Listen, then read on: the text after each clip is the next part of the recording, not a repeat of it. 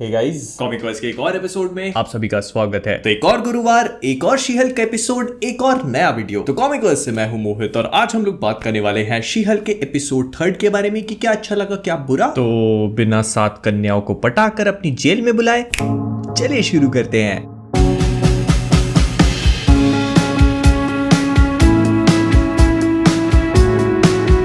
All right, तो she Hulk का episode 3 अपने सेकंड एपिसोड की कहानी को कंटिन्यू करता है, जहां पर शी हल्क ने एबोमिनेशन का केस ले लिया है और इस पूरे एपिसोड में हमें 2 अलग अलग केसेस देखने को मिलते हैं, जो इस सीरीज को बेसिकली एक कोर्ट रूम ड्रामा की तरह प्रेजेंट करने की कोशिश करता है। Although I am not fully convinced, क्योंकि बाकी दोनों एपिसोड्स की तरह इस वाले एपिसोड में भी जेनिफर वॉल्टर्स शी हल्क की पर्सनालिटी और उसकी पर्सोना को एक्सेप्ट नहीं करती है और एज ए लॉयर अपनी पहचान बनाना चाहती है। वो लोगों को बताना चाहती है कि वो एक हरी बड़ी महिला के अलावा भी बहुत कुछ है। वो एक लॉयर है जो अपनी केस खुद भी लड़ सकती है, लेकिन लोगों को सुनना नहीं है। उनको जिस चीज से मतलब है वो हरी है, बड़ी है और हिलती है।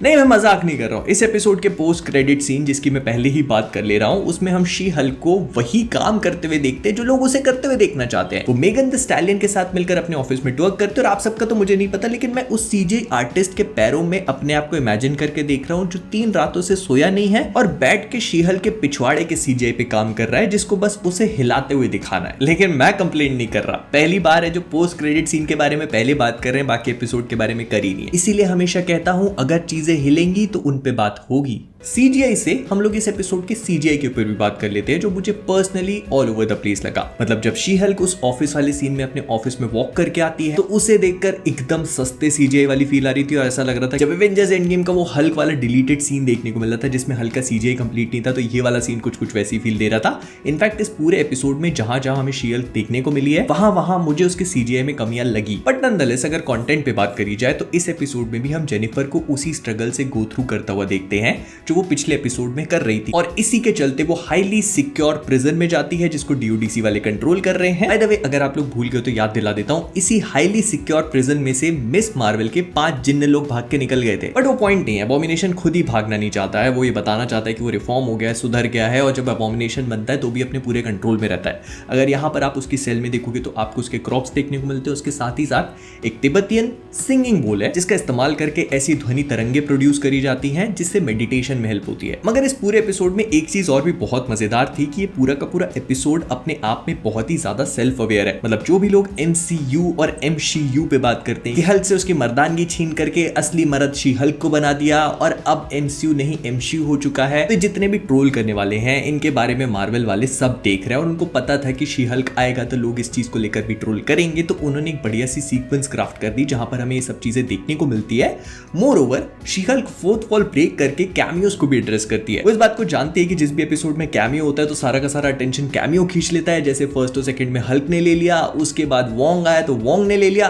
तो इस चीज को लेकर भी ये शो और शी हल्क दोनों ही सेल्फ अवेयर है। फिर इस वाली सीक्वेंस में हमें कई सारे मीम्स देखने को मिल गए जो हम असली दुनिया में देखते हैं। फिर इसके बाद शी हल्क को अबोमिनेशन के बच्चे से प्रेग्नेंट करवा दिया। By the way, comic books में ऐसा कुछ नहीं होता है। एक ऑल्टरनेट यूनिवर्स है ओल्ड मैन लोगन वाला, वहां पर शी हल्क प्रेग्नेंट तो होती है लेकिन एबोमिनेशन से नहीं, अपने खुद के कजिन हल्क से। हल्क उसका विलन है, वो शी हल्क को प्रेग्नेंट कर देता है, उसके कई सारे बच्चे होते हैं लेकिन उस कहानी में नहीं घुसते, बहुत ही ज्यादा ब्रूटल है। और इसी दौरान एक न्यूज बुलेटिन रन होती है जिसमें हम गिडियन विल्सन नाम के कैरेक्टर को देखते हैं। अब गिडियन विल्सन यहाँ पर जैसा दिखाया गया है कॉमिक बुक्स में उससे काफी डिफरेंट है। वहां पर गिडियन विल्सन गामा रेडिएशन से एक्सपोज होकर खुद भी पावरफुल हो जाता है, और क्योंकि उसे ऐसा लगता है कि उसके बच्चे की मौत हल्क की वजह से हुई है तो वो उसी बात की रिवेंज लेने के लिए निकल पड़ता है। लेकिन आगे जाकर उसकी मिसअंडरस्टैंडिंग क्लियर होती है तो वो ठीक हो जाता है। फिर इसके बाद हम एक ऑफिस का सीन देखते हैं जहां पर पग, जिसको हमने पिछले एपिसोड में देखा था, उसका पूरा नाम है ऑगस्टस पग पगलीस। इसके बाद डेनिस और मैलरी बुक्स नाम के 3 कैरेक्टर को देखते हैं। ये तीनों मार्वल कॉमिक्स में एग्जिस्ट करते हैं, जिसमें से पगलीस जो होता है वो बेसिकली शी हल्क के साथ थोड़ा प्यार व्यार करता है, लेकिन शी हल्क कभी भी उसके लव को रेसिप्रोकेट नहीं कर पाती है, तो ये बेचारा हर दूसरे लड़के की तरह फ्रेंड जोन होकर ही काम चला लेता है। फिर इसके बाद डेनिस आता है जिसको हमने एपिसोड 1 में भी देखा था, और ये इसी शो की तरह कॉमिक बुक्स में भी शी हल्क को लगातार परेशान करता रहता है। एंड रही बात इस तीसरी मैलरी बुक्स की, तो ये भी कॉमिक बुक्स में एग्जिस्ट करती है और शी हल्क की अच्छी खासी कॉम्पिटिटर होती है। ऑल्दो इस एपिसोड में हमने इसको ज्यादा ज्यादा नहीं देखा, बट आई थिंक कि हम आगे वाले एपिसोड्स में वैसा ही रोल देखेंगे। लेकिन यहाँ पर डेनिस की कहानी बड़ी इंटरेस्टिंग है। वो बताता है कि उसने मेगन दी स्टैलियन नाम की एक बहुत बड़ी सेलिब्रिटी स्टार को डेट किया कुछ दिन के लिए, उसको एक महंगी सी गाड़ी दी और उस पर $175,000 खर्च किए, जो लगभग 1,40,00,000 के आसपास होता है रुपीज में।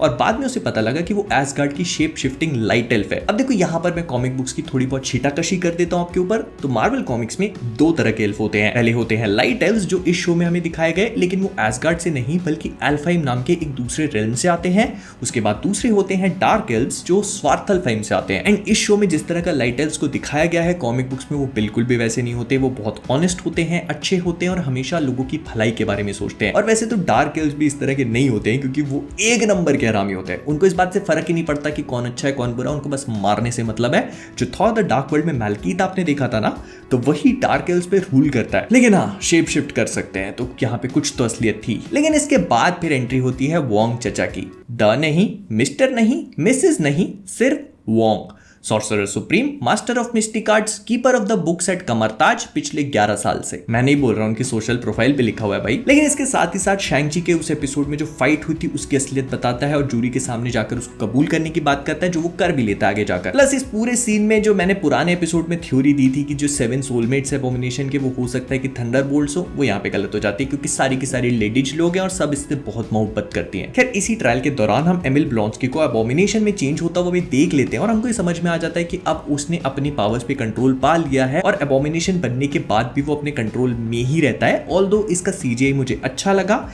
एंड यहाँ पर एबोमिनेशन के जो डिजाइन में चेंजेस किए हैं वो भी बहुत एविडेंट हो जाते हैं, क्योंकि इनक्रेडिबल हल्क में जो हमने एबोमिनेशन देखा था, पहले तो उसके मछली वाले कान नहीं थे, लेकिन इनक्रेडिबल हल्क मूवी में हम उसके शरीर से उसकी हड्डियों को बाहर निकलता हुआ देखते हैं। तो यहाँ पर उस चीज को थोड़ा सा ठीक कर दिया गया है। और फिर इस ट्रायल के कंप्लीट हो जाने के बाद जब एबोमिनेशन को पैरोल मिल जाती है, तो फिर जब जेनिफर बाहर निकलती है तो मीडिया में से एक उसको डायलॉग देता है कि क्या तुमको अपनी powers mafia hit gone wrong की वजह से मिली है, मतलब गलत माफिया हिट की वजह से। तो ये चीज बेसिकली कॉमिक बुक को लेकर एक ईस्टर एग है, क्योंकि मार्वल कॉमिक्स में जेनिफर को अपनी सारी पावर्स एक माफिया हिट गॉन रॉन्ग से ही मिलती है।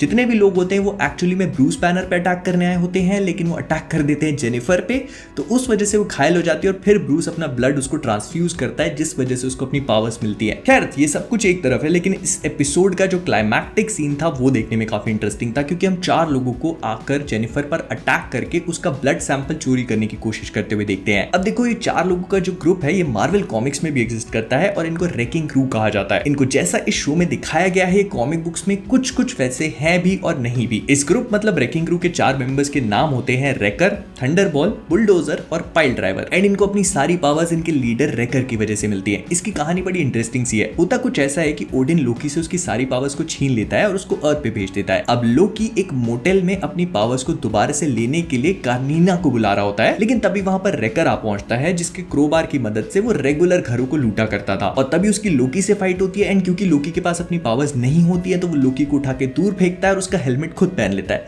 अब जैसी कार्नीना वहां पर आती है तो उसको लगता है कि रेकर एक्चुअली में लोकी है और इसी वजह से वो रेकर को पावर्स दे देती है जो लोकी को देने वाली थी। एंड इसी वजह से रेकर के अंदर super speed, super stamina, super durability, ये सारी सुपर पावर्स आ जाती हैं। एंड इसी वजह से वो एक काफी फॉर्मिडेबल ओपोनेंट बन जाता है। वो थॉर से लड़ता है लेकिन थॉर उसको हरा देता है, तो उसको लगता है कि उसकी सारी पावर्स चली गई हैं, लेकिन कोइंसिडेंटली क्या होता है कि उसकी सारी पावर्स उसके क्रोबार में चली जाती हैं। जैसे ही वो अपने क्रोबार को दोबारा टच करता है तो उसके पास अपनी पावर्स वापस आ जाती हैं और ऐसे ही करके वो अपनी इन्हीं पावर्स को अपने क्रू मेंबर्स में डिवाइड कर देता है। जैसे थंडरबॉल के पास एक रैकिंग बॉल है जो हमने इस एपिसोड में भी देखी। इसके बाद कानून के हाथों की तरह पाइल ड्राइवर के हाथ भी बड़े लंबे से होते हैं और बुलडोजर कुछ नहीं करता, तोड़ देता है चीजों को, जैसे बुलडोजर शरीर में ताकत है उसकी। तो बेसिकली हमने इन सारे कैरेक्टर्स का एमसीयू वाला वर्जन देखा जिनके पास एसगार्डियन वेपन्स थे। इनके शरीर में कोई भी पावर्स नहीं थी, लेकिन इनके वेपन्स एसगार्डियन मैजिक से पावर्ड थे। अब इनका बॉस कौन है, उसे शी-हल्क का ब्लड क्यों चाहिए, ये सारी चीजें देखने में काफी इंटरेस्टिंग होगी।